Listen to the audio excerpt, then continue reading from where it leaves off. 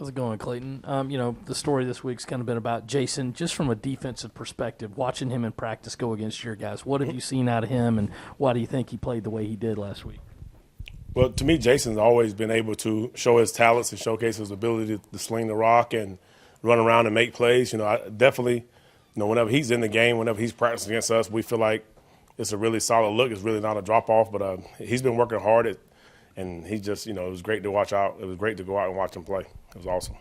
Let's go to Ben. Camera in the front. Clayton, I think Shane shared after the game that you were saying through the headset that this is why y'all came to Carolina. Sorry to put you on the spot, but in terms of that, I mean, I know you guys have had your ups and downs this year, but how much is a game like Saturday a proof of concept, or that you guys are moving things in the right direction? And I guess just as a coaching staff, what does that feel like to see sort of things come together like it did? It was great on Saturday to have that feeling at that moment. There's no telling what else was said on the headset during that moment, but it's one of those heat of the moment conversations. But you do come to Carolina for the way that was, to play those kind of opponents and in front of the home crowd and that size of a victory for the Gamecocks. And the good thing about the SEC, you have to really flush it Sunday morning and move on to the next one. Colin, Taylor, front right. Clint, what have you seen from Missouri, and how important is the run defense that you guys had against Florida? How important is it going to be to carry that over and obviously have to try to stop Beatty and that offense from being able to do that? Things I've seen from Missouri's offense is it's an offense that's been productive over the years. Wherever Coach Drink has been, it's been a productive offense. They do a great job of formation shifts, getting guys the ball that they need to get the ball to. In regards to the run defense, it's really every single week. And it's even more this week because it's the next game up, and you'll love to go out and have a performance where you're respectful in the defensive run game aspect. Just keep doing our thing and make sure we they give a lot of gadgets, a lot of other plays, so we gotta cover the whole field. So it's not like just the run game. All three of those quarterbacks can throw, so you got to respect that as well. Let's go to Corey Diaz. Clayton, have you had an opportunity to meet Little Chomp yet? Who? Who? Oh, okay. Little Chop.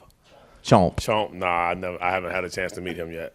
I look forward to it. For him though, obviously in most cases, maybe outside of a guy like Jordan Davis, defensive tackles are kind of, fly below the radar type guys. Mm-hmm. But for him to have that moment, just what were you thinking in the moment as he was picking up the ball, and how cool was it to see a guy like Jabari make that kind of play? Yeah. It was great for Jabari and obviously for all of us because it was kind of a perfect timing. It was like we felt like we was due for a turnover, and obviously it happened right there on the spot. It was perfect. But for Jabari, he's a guy who's been around here for a while and been putting in the work and playing multiple positions, and for him to have a big moment like that on his senior year was huge. It was awesome. Let's go to Hale, back middle. Sort of on that topic with the scoop and score and the pick sixes this season, Yep. Is this getting up in terms of defensive touchdowns? Have you been a part of a team that's had this many? I have not. We really got 4 3/4 if Jamar. But yes, we should have 5. But yes, but this is the most that I feel like I've been a part of, and definitely want to continue the trend. It's more football left to play, and it's more out there for us to get.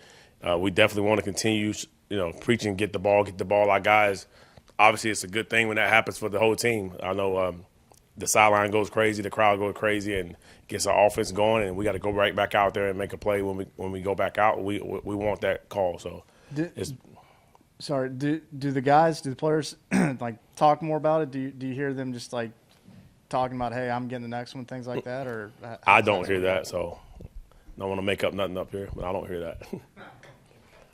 Let's go to Rick Henry from the middle right over here. Mm-hmm.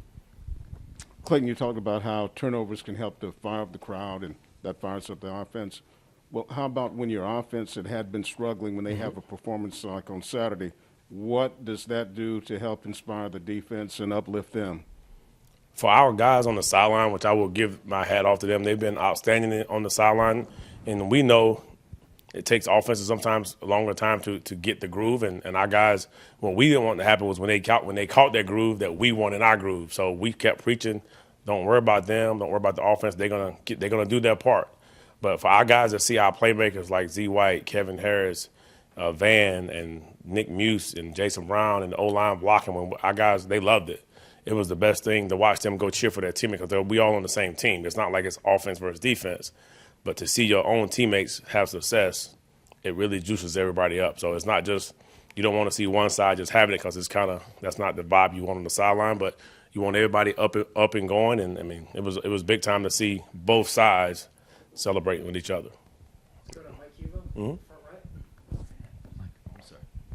right. Clayton, I asked this to Jordan Birch yesterday. I mean, we know defense, you have to do your 111th, but for the defensive line in particular, I mean, some of those guys, whether it be a guy like Pickens taking on double teams, sometimes being a traffic cone, if you will, you know, how important is that to be able to do your assignment, and how pleased were you with what they did to be able to stop one of the best rushing attacks in the SEC?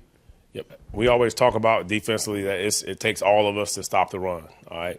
Obviously, it's up front, and then the linebackers, DBs, we all got to play our part. But sometime up front, you have to be part of the one that changed the math for us and make sure that we're able to keep linemen off the linebackers so they can flow and read and safeties can see things clear and safeties don't have to trigger so hard and they throw the play action. So our D-line did an outstanding job of keeping the linebackers free, and they was twisting and plugging and doing all the things they need to do. But it was great, man. It was just that's what you want, and that's the standard. And our guys understand we're in the SEC, so it's November, so we got to understand that has to be the mindset moving forward. Let's go to Colin Taylor, front right. Clayton, did you overlap at all with Drink at NC State, maybe for 1 year?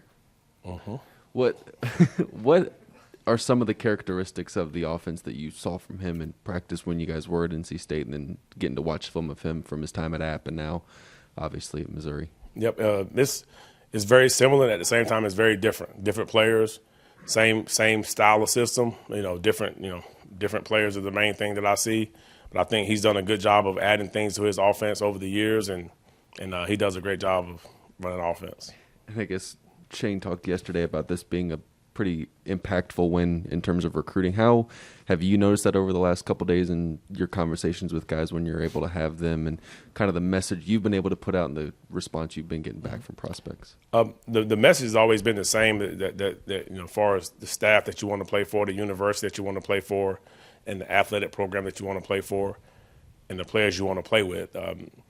It does feel different whenever you win a game like that and you get the unsolicited text messages from guys, so you do feel it then. But besides that, it's, once it's over with, you kind of get back on the grind with that whole thing recruiting wise. But you do feel some unsolicited text messages, which is good. So, but that means that you got to take it and run with it. Anything else for Coach? Appreciate it. Thank you guys. Have a good one.